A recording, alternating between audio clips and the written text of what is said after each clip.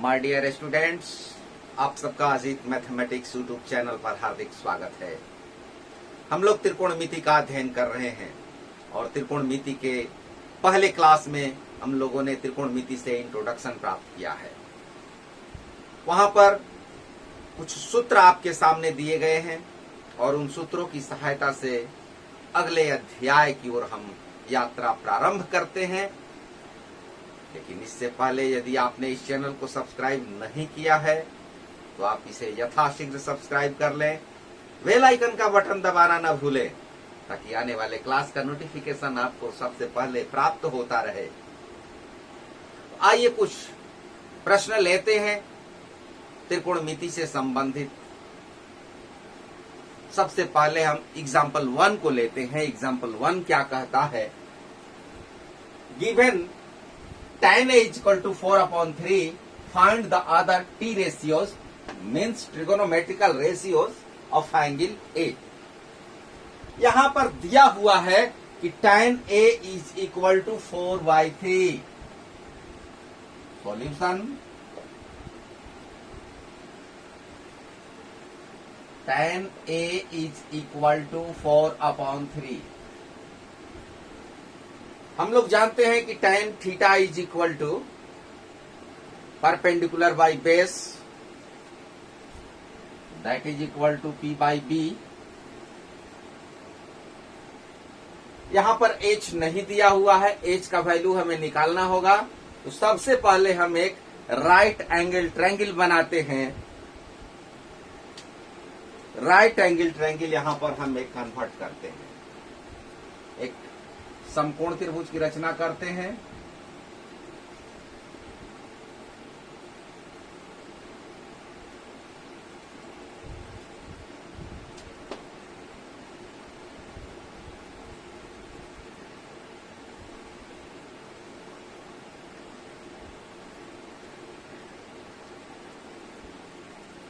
ये हो गया हमारा समकोण त्रिभुज।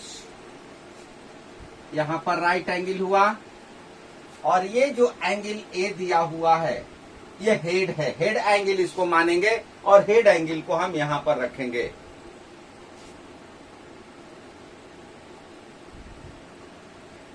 ये साइड हो गया हमारा बेस, क्योंकि राइट एंगल और हेड एंगल इन दोनों को ज्वाइन करने वाली जो साइड होती है वो बेस कहलाती है और हेड एंगल के अपोजिट साइड को हम परपेंडिकुलर कहते हैं, लंब कहते हैं। ए तो यहां पर फिक्स हो गया क्योंकि यहां पर थीटा के स्थान पर ए दिया हुआ है। अब बी और सी हम कहीं भी लिख सकते हैं, यहां भी बी लिख सकते हैं, वहां भी बी लिख सकते हैं। दोनों में से किसी भी जगह हम बी का यूज कर सकते हैं, आप जैसी इच्छा। यहां हम बी लिख रहे हैं तो यहां सी हो जाएगा, यदि यहां सी लिखेंगे तो वहां बी हो जाएगा। अब ये हो गया परपेंडिकुलर, ये हो गया बेस और ये हो गया एच, हाइपोटेन्यूस। तो परपेंडिकुलर 4 रेशियो के रूप में भी लिखा जाता है, जैसे 4k एक कांस्टेंट हुआ, उसी तरह से यहां बेस को हम 3k, वो भी कांस्टेंट, लेकिन उससे कोई अंतर नहीं पड़ता है, डायरेक्ट 4 और इसको 3 लिखते हैं। अब हमें h निकालना है, वो h क्या होगा उसके लिए हम यूज करते हैं formula S is equal to P square plus B square. आप जानते हैं ये पाइथागोरियन ट्रिपलेट पाइथागोरियन थ्योरम के अंतर्गत ये आता है, लेकिन मैंने वहां पर बताया था आपको कि ये पाइथागोरस से पहले बौधायन ने इसको बताया था, इसलिए इसको हम बौधायन पाइथागोरस प्रमेय के नाम से जानते हैं। तो यहां पर हम ये वैल्यू रखेंगे, P का वैल्यू 4 और B का वैल्यू 3। ये वैल्यू रखने के बाद इसको सॉल्व कर दिया जाए। 16 प्लस 9 ये हो गया 25 और 25 का स्क्वायर रूट 5, ये हो गया 5। यहां पर निकालना है find the other T ratios. T ratios का मतलब हुआ sine, cos, tan, cot, sec and cosec। तो इसमें देखिए ये दिया हुआ है, तो इसको छोड़ करके जो रिमेनिंग आपको शेष बचता है उसको हम लिख देंगे।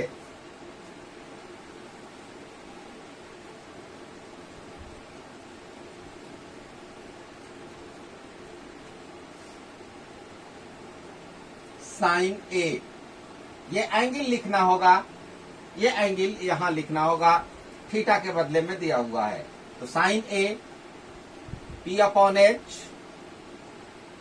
इसको आप बीसी अपॉन एसी भी लिख सकते हैं।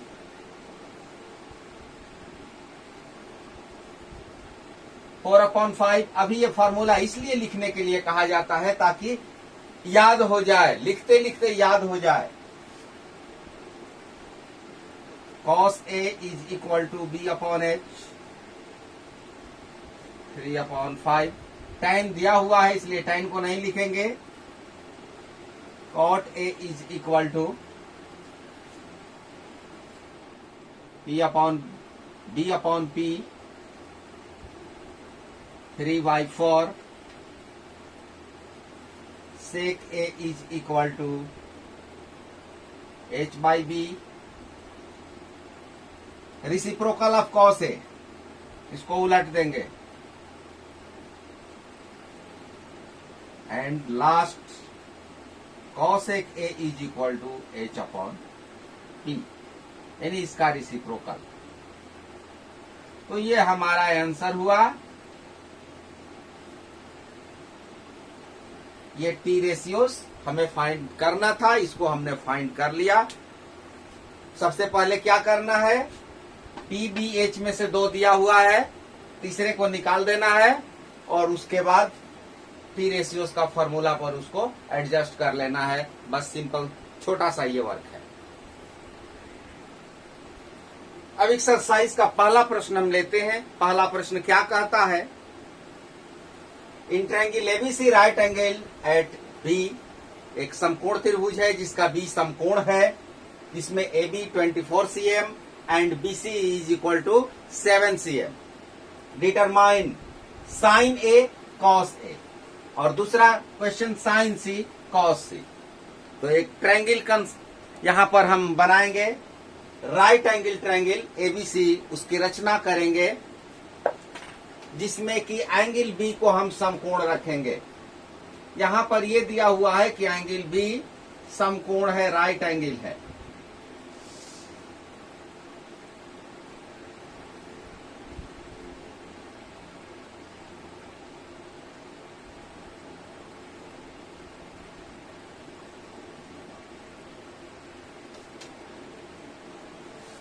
ये ट्रायंगल हो गया, यहां पर ये 90 डिग्री, ये होगा एंगल B। आप पहले प्रश्न में हेड एंगल A रखना है और दूसरे में हेड एंगल C रखना है। AB 24, चूंकि ये साइड लंबा है और BC 7, तो यहां हम 7 लिख देते हैं, यहां 24 लिख देते हैं। ये साइड लंबा है इसलिए इसको हमने लंबा 24 ले लिया और यहां पर ये लिख दिया। अब देखिए, एक side 24, another side 7, third side यानी हाइपोटेनस निकालना है। पहले हम उसको निकाल लें। वो कैसे होगा, उसी फॉर्मूले से होगा जो फॉर्मूला अभी आपको थोड़ी देर पहले बताया गया था। H is equal to P square plus B square under root. In triangle ABC, B is equal to 90 degree,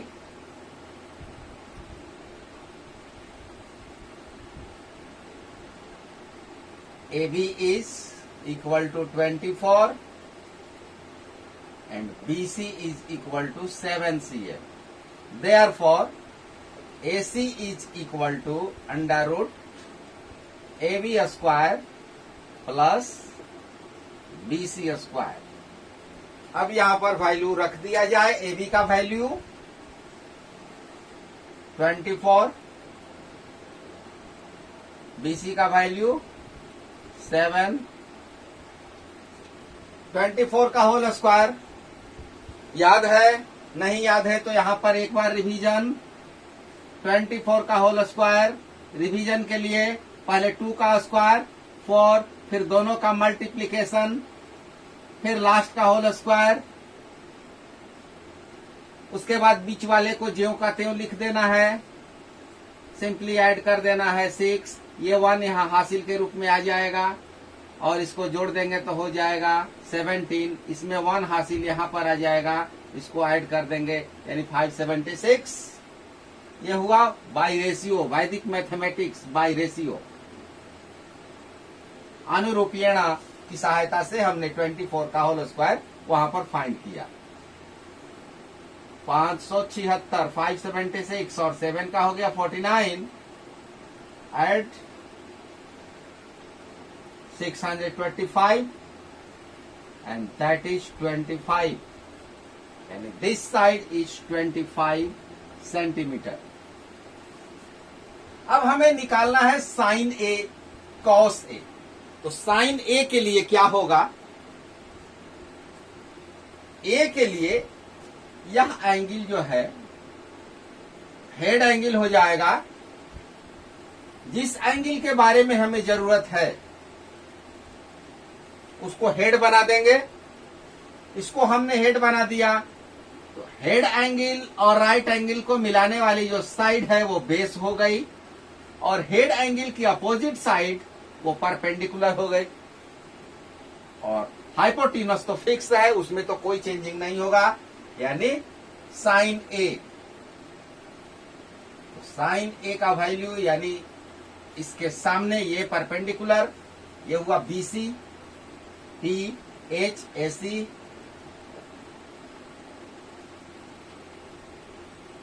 7/25 cos A, ये बेस हो गया ए बी एंड हाइपोटेनस तो वही रहेगा। For second question, C is the head angle, C is head angle, तो ये हो गया। अब C के लिए ये हो गया बेस, यानी ये आधार हो गया और ये लंब हो गया sine C। A B sine C के लिए हो गया A B upon A C.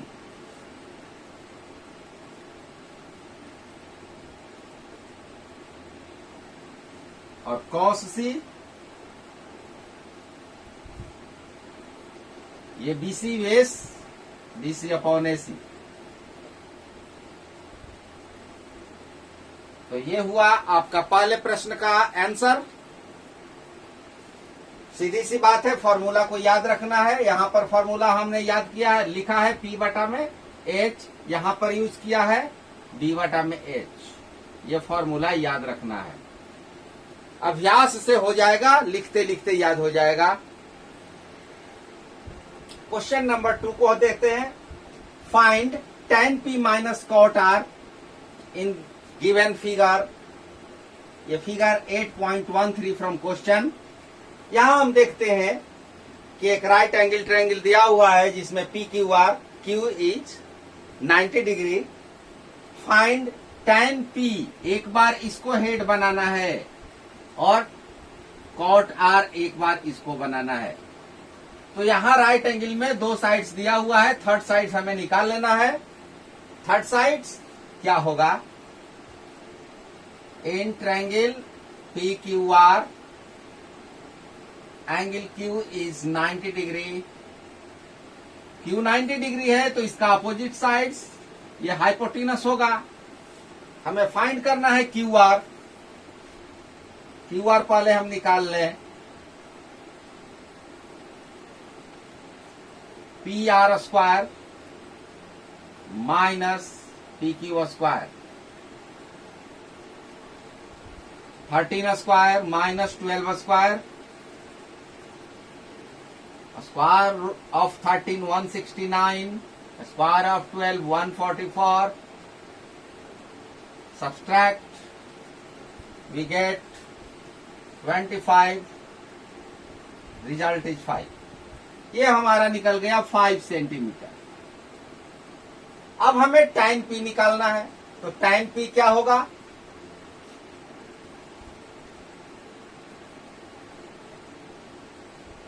tan p के लिए हमें इसको हेड एंगल बनाना होगा।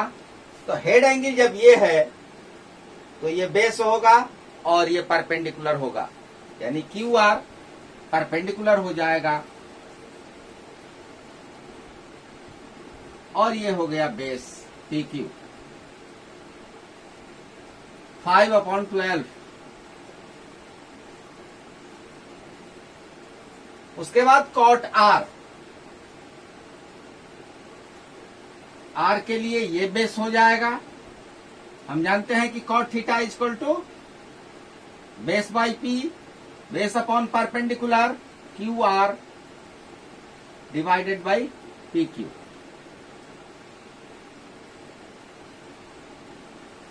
ये दोनों वैल्यू हमने निकाल लिया। अब इन दोनों वैल्यू को हम यहां पर इस एक्सप्रेस व्यंजक में रख देते हैं। tan p minus cot r, tan p का वैल्यू 5/12, cot r का वैल्यू 5/12, रिजल्ट इज 0। एक दो बातें और ध्यान में रखनी होंगी, चाहे इसकी साइड्स कुछ भी बना लीजिए, जितना एंगल ये दिया हुआ है रेशियो चेंज नहीं होगा। दूसरा फिगर बना करके इस बात को पहले हम समझा देना चाहते हैं।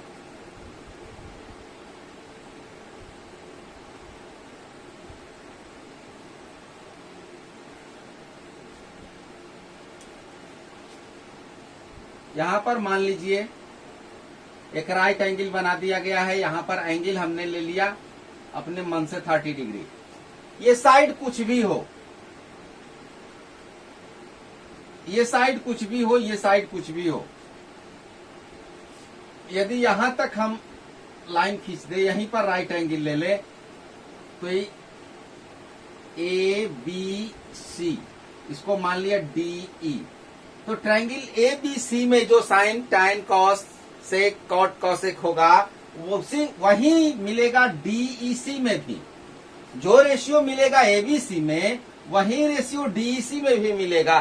साइड भले ही छोटा हो गया हो लेकिन उसका रेशियो अनचेंज होता है, यानी थीटा हेड एंगल, ये हुआ हेड एंगल, और उसके बाद सबसे पहले बेस, तब परपेंडिकुलर, तब हाइपोटेनस। ये ध्यान में रखना होगा। थीटा हेड एंगल हुआ, बेस, तब परपेंडिकुलर और एच। इसमें रिलेशन आप जानते हैं कि B² plus P² is equal to H²।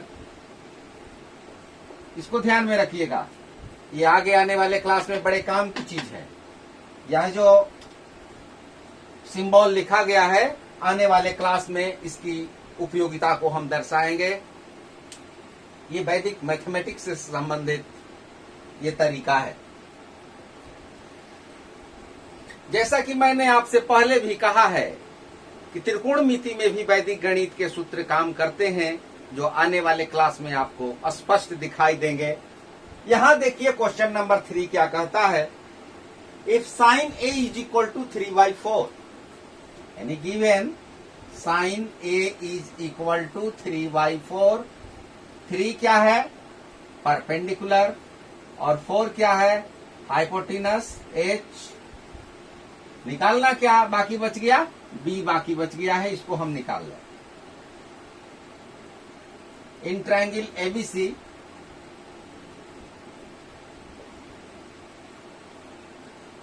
B is equal to 90 degree. Angle A को यहां पर हेड बनाया गया है, हेड एंगल, क्योंकि यहां दिया हुआ है sine A। P is equal to 3, H is equal to 4। B को हमें ज्ञात करना है। h square minus p square. Very important question for examination view. 4 square minus 3 square. 16 minus 9 under root 7. ये वैल्यू निकल गया under root 7. Now find cos A and tan A. See on question, cos A and tan A. We know that cos A is equal to B by H. ये है P और ये है हमारा H. तो cos A is equal to B by H. यहां पर इसको हेड एंगल बनाया गया है, इसलिए इस हेड एंगल और राइट एंगल दोनों को ज्वाइन करने वाली साइड बेस होगी B under root 7 H4 and tan A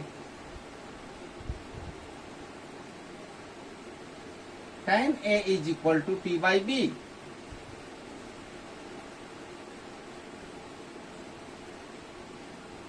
ये हमारा आंसर हुआ जो क्वेश्चन में दिया हुआ है. जो निकालना था वो हमने निकाल लिया. अगले प्रश्न की ओर चलते हैं. अगला प्रश्न 15 cot A is equal to 8. ये दिया हुआ है गिवन. यहां हम इसको लिख दें cot A is equal to 8 by 15, 8/15. अब इसी आधार पर हम एक राइट एंगल ट्रायंगल की रचना करेंगे. cot A is equal to B by P और एक राइट एंगल यहां बना लेते हैं.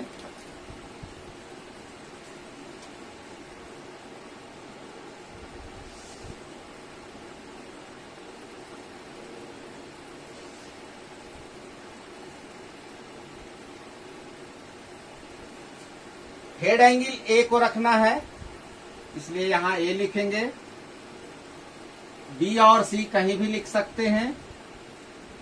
8 हो गया B और P हो गया 15. यह है P, यह है B. हमें H को निकालना है. In triangle ABC B is equal to 90 degree, AB is equal to 8, BC is equal to 15, therefore AC is equal to AB square plus BC square. The value of AB is 8, 8 square plus 15 square. 64 plus 225. Add 289. Square root of 289 is 17. Now find sin A.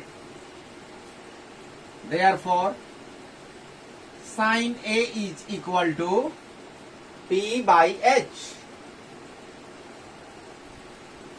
15 upon 17. And cos A is equal to B by H, 8 upon 17. ये तो अभी आपको बनाने पड़ रहे हैं, अभी पूरा सॉल्व कर रहे हैं. यदि 1 नंबर का ये क्वेश्चन पूछ दे, ऑब्जेक्टिव टाइप क्वेश्चन पूछ दे, तब तो इतना समय लगाना हमारा व्यर्थ चला जाएगा, क्योंकि 1 नंबर के सवाल के लिए 1 नंबर जैसा ही हमें मेहनत करना होगा और सीधे डायरेक्ट आंसर तक पहुंचना है. वो भी तरीका आपके सामने मैं लेकर के जरूर आऊंगा, लेकिन अभी अभ्यास जनरल मेथड से ही आपको करने, यानी जो प्रचलित प्रणाली है, जैसे इसको सॉल्व करना है. मान लीजिए 2 नंबर का ये क्वेश्चन पूछ दे, तो जैसे सॉल्व करना है उस तरह से सॉल्व करेंगे. लेकिन ऑब्जेक्टिव टाइप में पूछ दे तो उसके लिए भी मेथड मैं आपको जरूर बताऊंगा कि कैसे आप क्विक रिजल्ट तक पहुंचेंगे. In question number 5, given that sec theta is equal to 13/12, calculate all other t ratios. यहाँ भी उसी तरह से प्रश्न को दिया हुआ है, sec थीटा का वैल्यू दिया हुआ है 13/12। तो यहाँ हम चूंकि हेड एंगल के रूप में किसी लेटर को नहीं दिया है, थीटा दिया है, इसलिए हम एबीसी एक ट्रायंगल कंस्ट्रक्ट किए और उसमें हमने बी को राइट एंगल ले लिया और यहाँ थीटा हम लिखेंगे। चाहे तो यहाँ भी थीटा लिख सकते हैं, यहाँ थीटा लिखेंगे तो ये बेस हो जाएगा, यहाँ थीटा लिखे हैं तो ये बेस हुआ है। In right angle triangle ABC, angle B is equal to 90 degree and C is head angle। ये H हुआ 13, ये B 12, ये B यहां पर होगा 12 और ये P हमें निकालना है। H is equal to 13, B is equal to 12। Now find P। P is equal to what? H square minus D square। 13 square minus 12 square, 169 minus 144, 25, and that is 5. The value of P is equal to 5. Now all other t ratios, क्या है? Sec theta दिया हुआ है, sine theta से शुरू करते हैं। All other T ratios means trigonometrical ratios. Sine theta, यहां थीटा दिया हुआ है इसलिए थीटा लिखेंगे। पहले के प्रश्नों में एबीसी दिया हुआ था, इस तरह से एबीसी लिखा गया, यहां पर थीटा ही लिखना होगा। P upon H. अभी भी हम फॉर्मूला लिख रहे हैं ताकि याद हो जाए। याद हो जाने के बाद ये लिखने की जरूरत नहीं पड़ेगी, आप सीधे साइन थीटा इक्वल टू 5/13 लिखेंगे। ये केवल अभ्यास के लिए है। 5/13 cos theta B upon H 12/13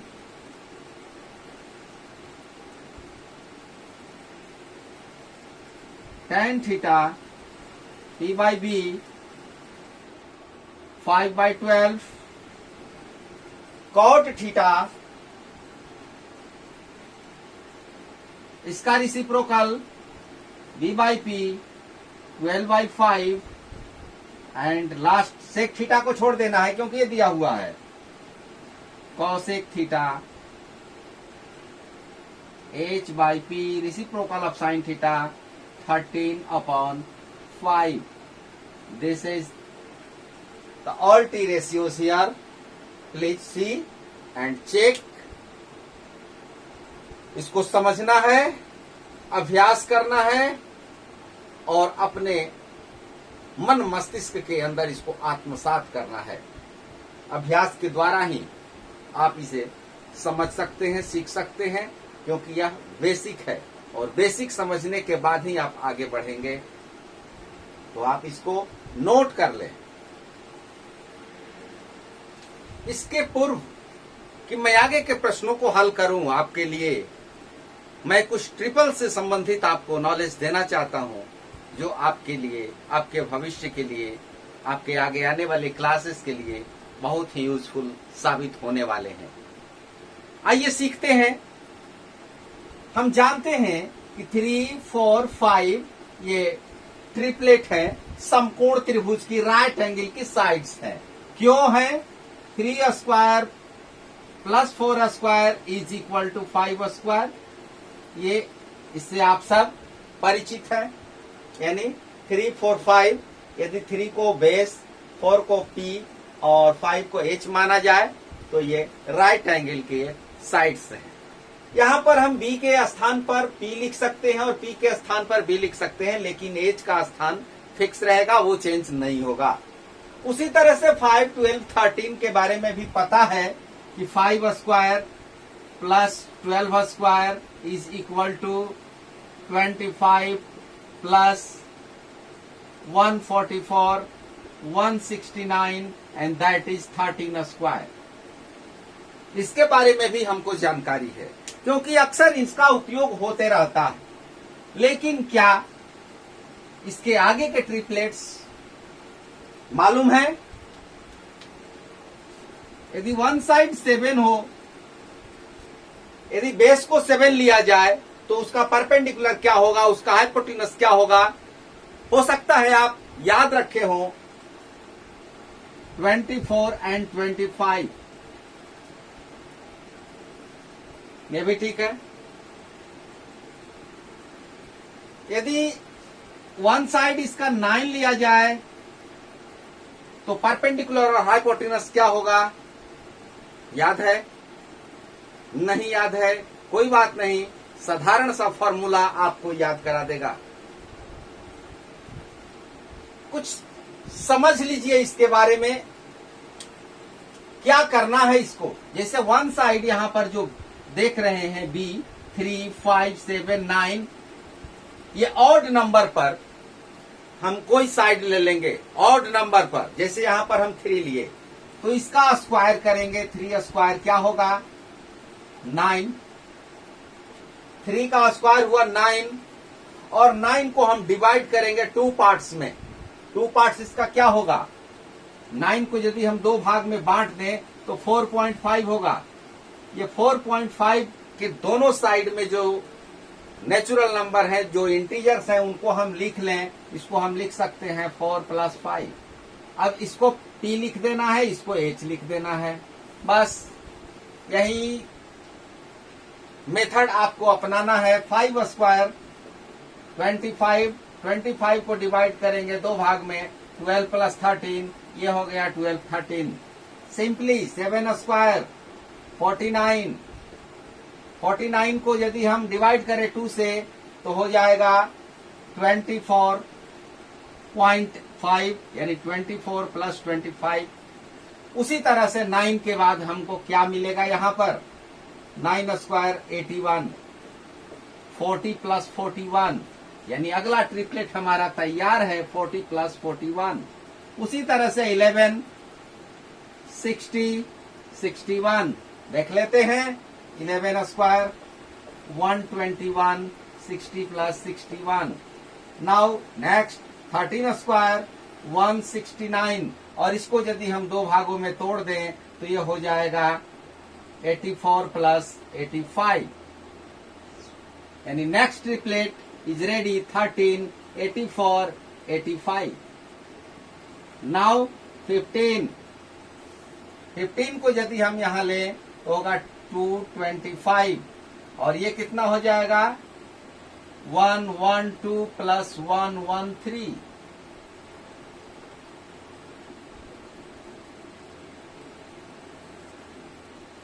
यानी वन साइड इज गिवन, एक साइड दिया हुआ है और हम 2 साइड्स निकाल रहे हैं।